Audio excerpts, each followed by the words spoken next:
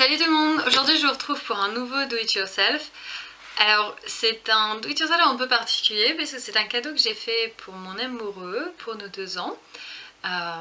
Il est fan d'un jeu qui s'appelle Hearthstone, qui est un jeu de cartes qu'on joue en ligne. Je m'étendrai pas sur le sujet parce que je suis pas du tout une experte. En tout cas lui il adore, il y passe énormément de temps et je me suis dit que pour cet anniversaire, je suis allée lui préparer un petit cadeau qui allait lui rappeler le jeu, tout en restant un peu romantique. Et en plus, elle a la particularité d'être un objet de déco, ce qui est super intéressant puisqu'on vient de déménager. Et donc voilà, ça serait une petite touche geek pour lui dans le nouvel appart.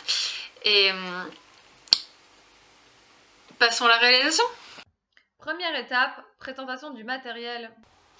Alors, pour créer cette toile, vous aurez besoin de pinceaux, de la colle super forte, une pierre, une toile, le texte imprimé, le lien est en description, de papier cal et enfin d'un crayon à papier ou plusieurs si vous voulez avoir du stock comme moi. Deuxième étape, il s'agit de créer la Hearthstone. Alors dans cette deuxième étape, nous allons créer la Hearthstone. Alors, je ne sais pas si c'est très visible sur la vidéo, en tout cas, ceci n'est pas une pierre.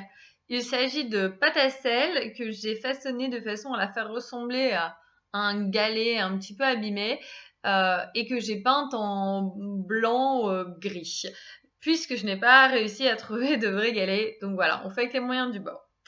Donc ici, il s'agira de reproduire le dessin grâce à de la peinture bleu turquoise et un pinceau très fin sur cette galette. Donc voilà, ce dessin c'est une spirale. Bon voilà, le bleu n'est pas tout à fait le même, mais vous faites au mieux comme il vous plaît et ce qui s'en rapproche le plus. Donc on va recréer cette virgule sur la pierre en plein milieu. Comme ça va me prendre un tout petit peu de temps et être besoin d'être assez précis, je vous retrouve une fois que celle-ci est terminée.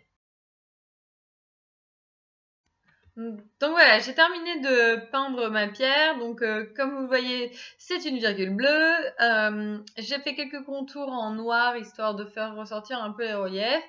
La virgule n'est pas des contours parfaits.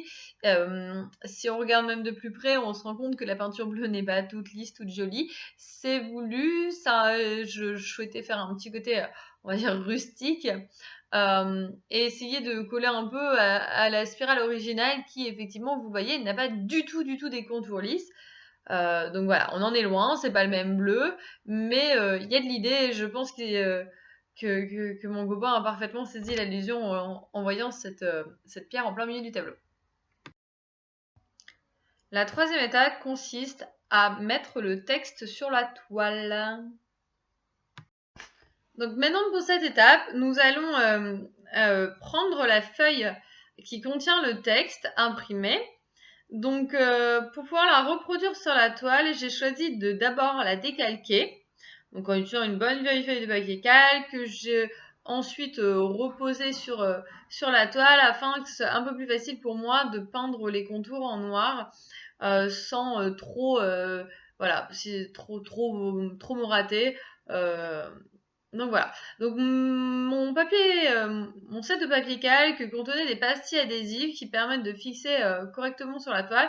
Donc c'est super sympa. Ça permet de bien fixer. Vous n'avez plus qu'à prendre votre crayon et repasser absolument tous les contours bien épais.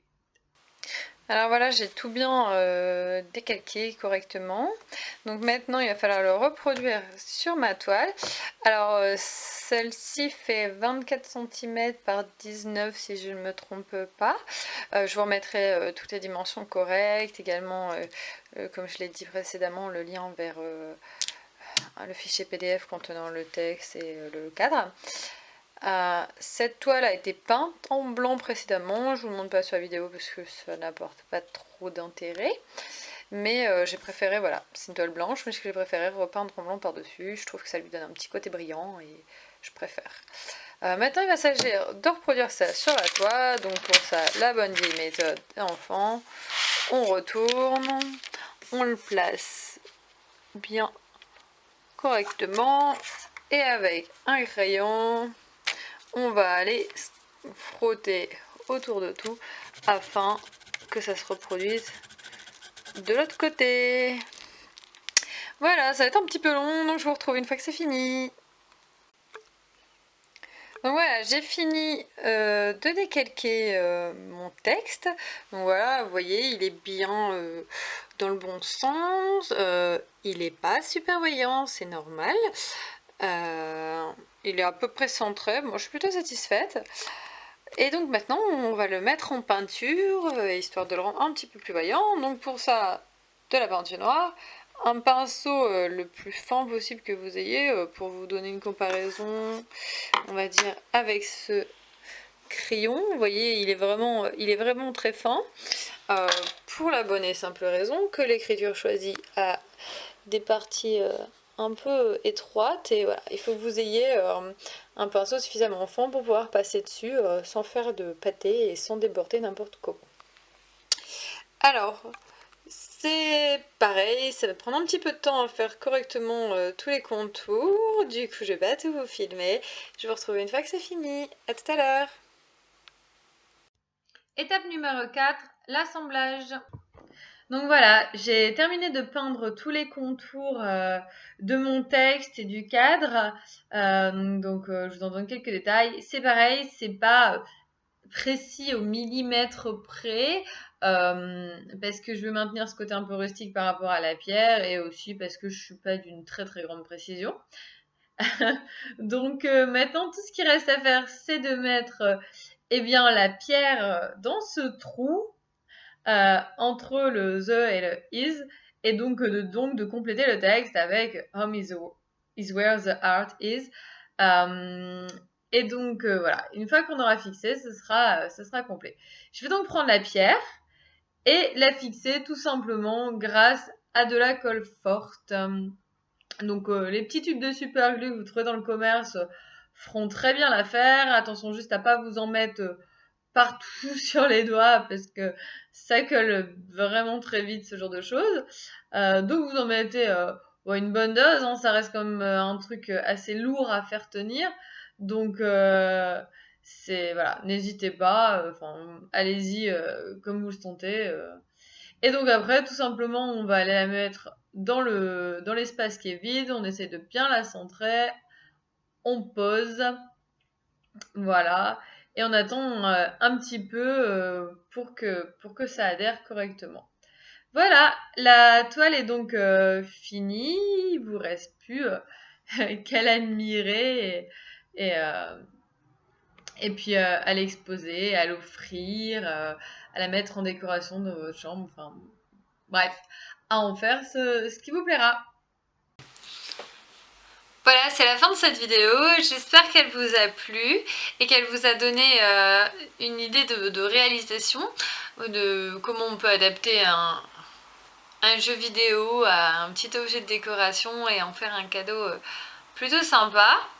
Dans la barre de description de la vidéo, je vous retrouverai les liens vers mon blog, le lien vers mon blog qui réexplique un petit peu par écrit tout ce que j'ai fait et sur lequel vous aurez également le PDF du texte en téléchargement et diverses petites infos, par exemple la taille du cadre que j'ai utilisé et donc pour quel type de dimension ce tableau a été pensé.